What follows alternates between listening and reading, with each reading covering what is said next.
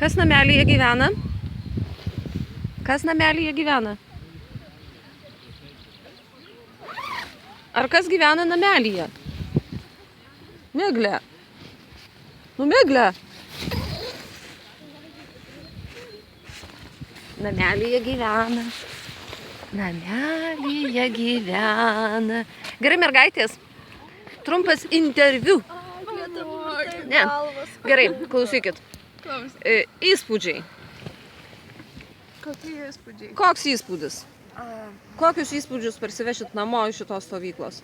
Tikras stovyklavimas gamtoje. Su oro sąlygom. Saulė šviečia, lietus lyja. Išbandymai, maisto Išbandymai, gaminimas. Tai labai tikrai potyriai tokie įdomus, kurių tikrai ne visada turėsi galimybę pakartoti. Labai išskirtiniai.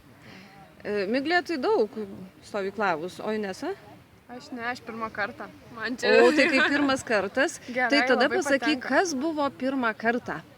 Pirmą kartą, kas pirmą kartą? Pirmą kartą statėm palapinę, tačiau pirmą kartą miegojau joje, pirmą kartą gaminau tokiam kiekiui žmonių. Daug tokių visokių. Pirmą kartą jau į mišką iš tikrųjų. Žygis. Į žygį jo.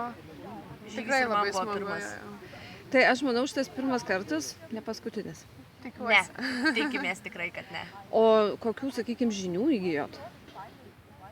Žinių tai gal turbūt kaip ir daugelis iš mūsų iš biologinės pusės daugiausiai turbūt morfologiniai, kas liečia gamtą.